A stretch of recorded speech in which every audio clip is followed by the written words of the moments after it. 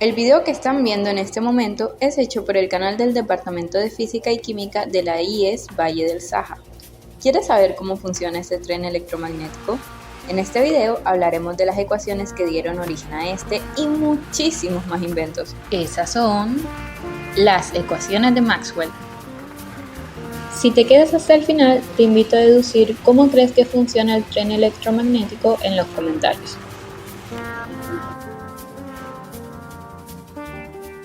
El desarrollo de las ecuaciones de Maxwell es un hito fundamental en la historia de la física, pues unificaron la electricidad, el magnetismo y la luz en un marco coherente y matemático. Estas ecuaciones fueron el resultado de una evolución histórica que involucró contribuciones de muchos científicos a lo largo del siglo XVIII y XIX. Los primeros estudios sobre electricidad y magnetismo iniciaron en el siglo XVIII, en 1785, con Charles-Augustin de Coulomb. Desarrolló la ley de Coulomb, que describe la fuerza entre cargas eléctricas análoga a la gravitación de Newton. En 1791, Luigi Galvani estudió los fenómenos eléctricos en tejidos animales, introduciendo la idea de la electricidad animal. Y en 1800, Alessandro Volta inventó la pila eléctrica, permitiendo experimentos más controlados con corrientes eléctricas. Definitivamente, la era de las leyes experimentales fue el siglo XIX, iniciando en 1820 con Hans Christian Ørsted, que descubrió que una corriente eléctrica genera un campo magnético, estableciendo una conexión entre electricidad y magnetismo. André-Marie Ampère, en 1826, formuló la ley de Ampère, que describe cómo las corrientes eléctricas producen campos magnéticos. Esta sería una base importante para Maxwell. En 1831, Michael Faraday descubrió la inducción electromagnética, mostrando que un campo magnético variable en el tiempo puede generar una corriente eléctrica. Faraday también introdujo el concepto de líneas de fuerza.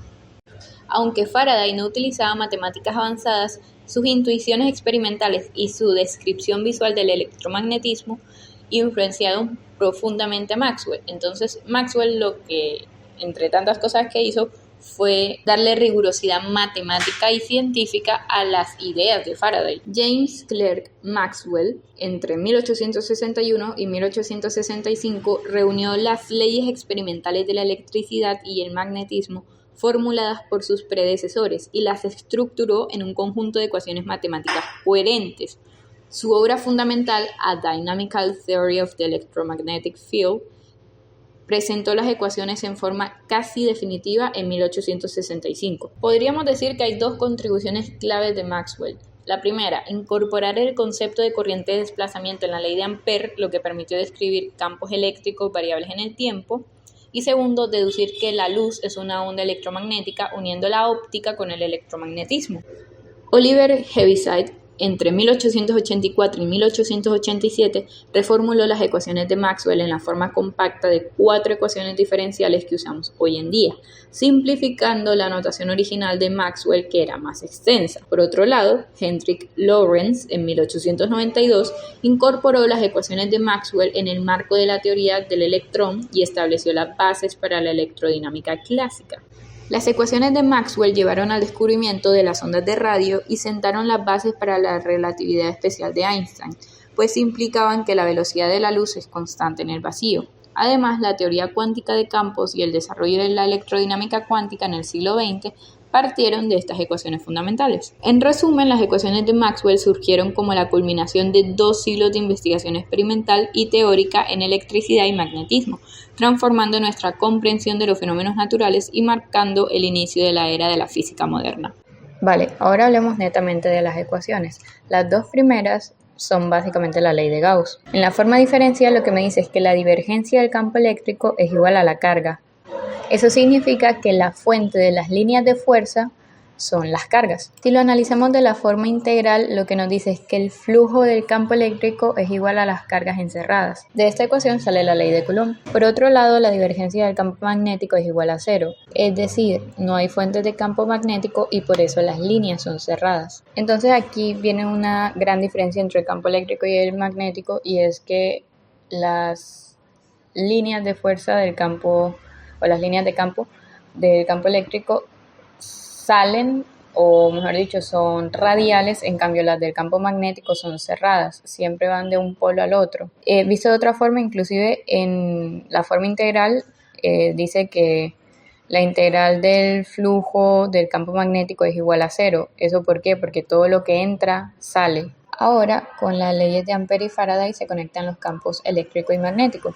La parte de la ley de Ampère lo que nos dice es que la corriente que pasa a través de un hilo recto lo que genera es un campo magnético rotacional. La parte de Faraday es que él hizo una analogía y se dio cuenta que un campo magnético variable genera una corriente en una espira, o sea, circular. Sin embargo, hay un pequeño detalle en la ley de Ampère-Faraday, y es que hace falta un término que más adelante introdujo Maxwell, que básicamente es la corriente del desplazamiento, y esta se añadió para que haya continuidad. Además, hay un lindo detalle, y es que gracias a ese nuevo término, ahora hay una simetría en las ecuaciones de campo eléctrico y las de campo magnético. Vale, entonces resulta que de las ecuaciones dinámicas de Maxwell, porque la variación del campo magnético es respecto al tiempo, nosotros podemos llegar desde ahí hasta la ecuación de onda.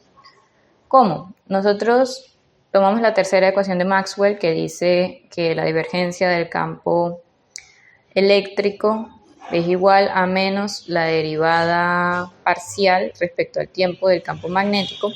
Esto es tanto en la materia como en el vacío, o sea, es cierto en ambos casos, y a ambos lados de la igualdad le aplicamos el rotacional. Entonces, el triple producto vectorial lo que nos va a dar es menos el laplaciano del campo eléctrico. Del otro lado de la igualdad, nosotros lo que hacemos es la divergencia del campo magnético y luego lo derivamos parcialmente respecto al tiempo. Y resulta que la cuarta ecuación de Maxwell en el vacío nos dice que la divergencia del campo magnético es igual a mu sub 0 por E sub 0, epsilon sub 0, por la derivada parcial del campo eléctrico respecto al tiempo. Y como es menos la derivada parcial respecto al tiempo de todo eso, queda igual a menos mu sub 0 por epsilon sub 0 por la segunda derivada parcial respecto al tiempo del campo eléctrico.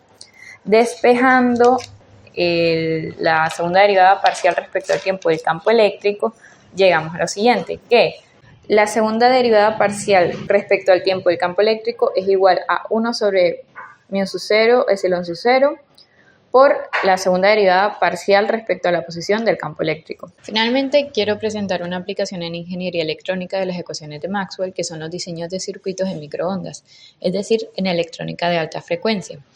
Resulta que, especialmente en sistemas de alta frecuencia como son los amplificadores de radiofrecuencia, los mezcladores, los osciladores y los filtros, las ecuaciones de Maxwell son esenciales para, primero, el diseño de las líneas de transmisión, porque en el rango de los gigahertz ya no se pueden usar las leyes de Kirchhoff clásicas sin considerar los efectos electromagnéticos completos. Entonces, las ecuaciones de Maxwell son fundamentales para analizar cómo las señales se propagan a lo largo de las líneas de transmisión, incluyendo, por ejemplo, la reflexión y pérdida de la señal, efectos de la impedancia característica, fenómenos como la dispersión y las ondas estacionarias. También es útil para el cálculo de campos electromagnéticos, diseño de cavidades resonantes y, sobre todo, la interferencia electromagnética.